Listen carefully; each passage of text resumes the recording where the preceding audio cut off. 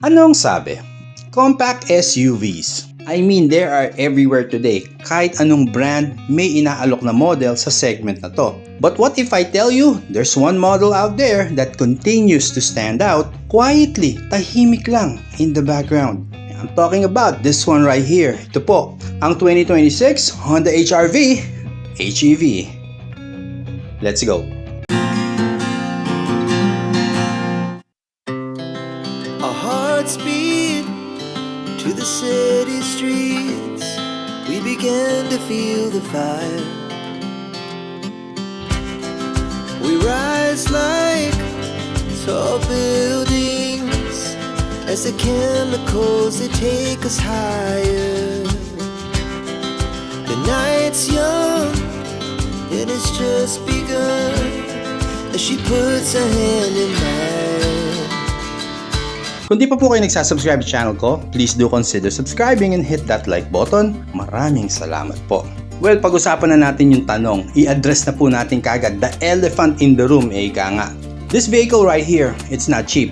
In fact, tatanungin mo agad yun pag nakita mo siya. Bakit parang ang mahal niya? Bakit ko kailangan mag-spend ng this much for a compact crossover? Well, after spending some time, pinagmamasdan ko siya, tinititigan ko siya mabuti, pinakikiramdaman ko siya kung ano ang inaalok niya sa kabuuan. I think there's a very good argument for why this vehicle right here makes sense for certain buyers. Ibig sabihin, hindi po siya para sa lahat. Pag-usapan natin yung design niya, kung ano yung technology na nasa loob sa kanya, yung kanyang hybrid system, and most importantly, whether this vehicle is actually worth your money.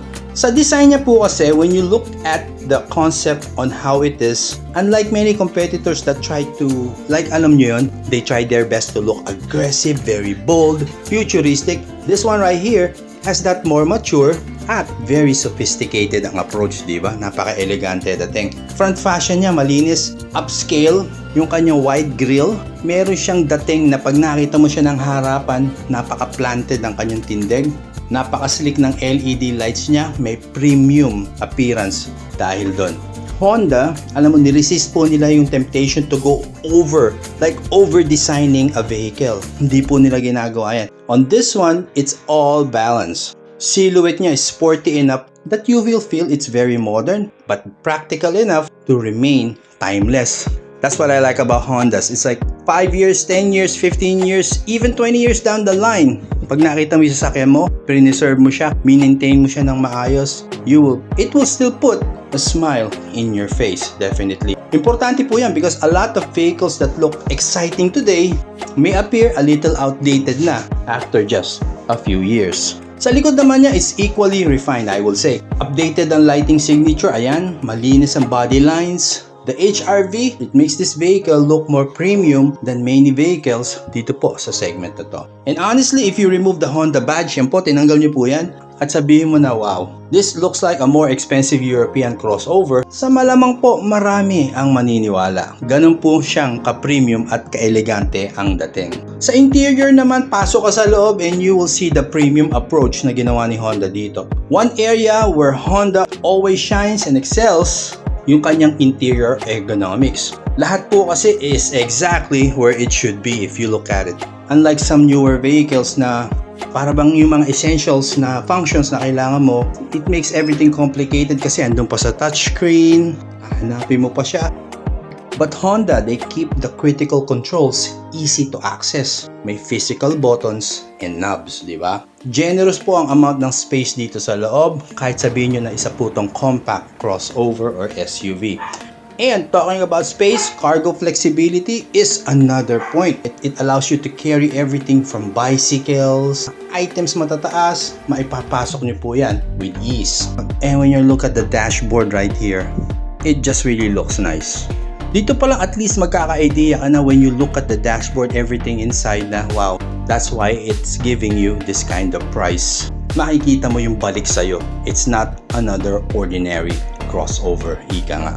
Now, let's talk about the star of the show. Kung ano yung pinaka-main subject, yung main thing na inaalok nito which is nowadays really very important. Yung kanyang hybrid system, itong HEV niya. It's not your typical hybrid setup. Ginagamit po nila dito is a sophisticated dual motor system. Allows the electric motor to handle much of the driving. So most of the time, it's always the electric motor, especially stop and go traffic here in the city. Itong sistema na to delivers approximately 131 horsepower and an impressive 253 Newton meters of torque. Torque po is what you feel when you accelerate from a stop. Ibig sabihin po niyan, the HRV, it is very responsive in daily driving, particularly in a city traffic. The system automatically switches between EV, hybrid, and engine drive modes depending kung ano ang mas efficient gamitin. So yung technology na mismo ang gumagawa niyan para sa'yo in the background. You get many of the benefits of an electric vehicle without needing to plug the vehicle to charge. Now, fuel economy, importante po ito kasi this is a big selling point. And let's be honest, fuel economy is one of the biggest reasons why people buy hybrids. Well, this SUV can achieve a fuel consumption figure niya around 22, 23, 24 kilometers per liter. Well, of course, under certain testing conditions kasi kung sa araw-araw na traffic na dinadanas mo, ito ang sasakyan mo, definitely that will translate to savings for you in the long run. And because it is self-charging, range anxiety is not an issue dito sa sasakyan na to. You just drive like a normal car. Now, safety and technology. Dito sa part na to, it justifies the premium pricing that it has.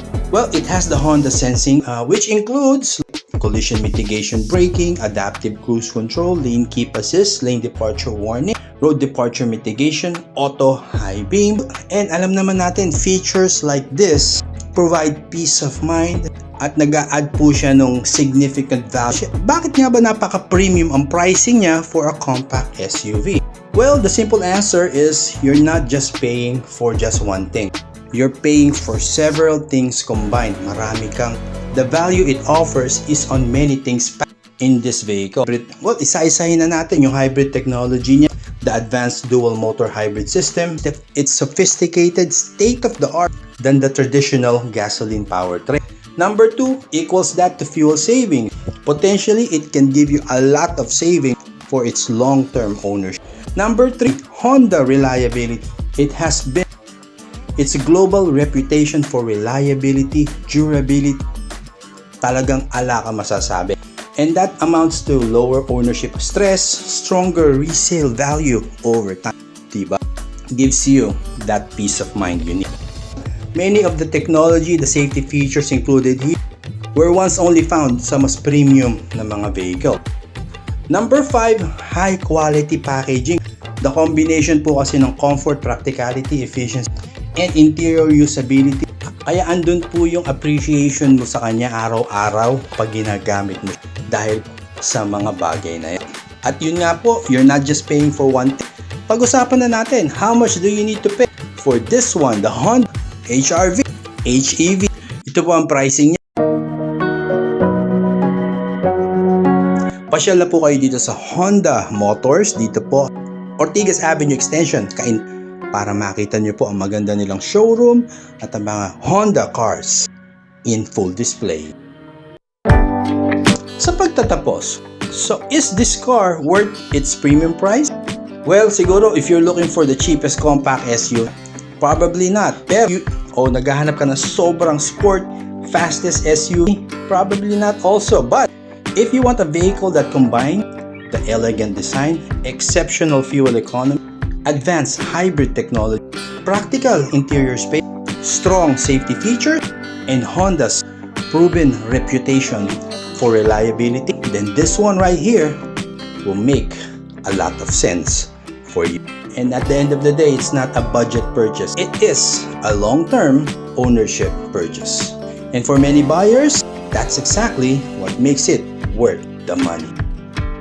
Ito po ang 2026 Honda HRV HEV. If you found some value in this video, please do consider subscribing and hit that like button. Maraming salamat po. Drive safe.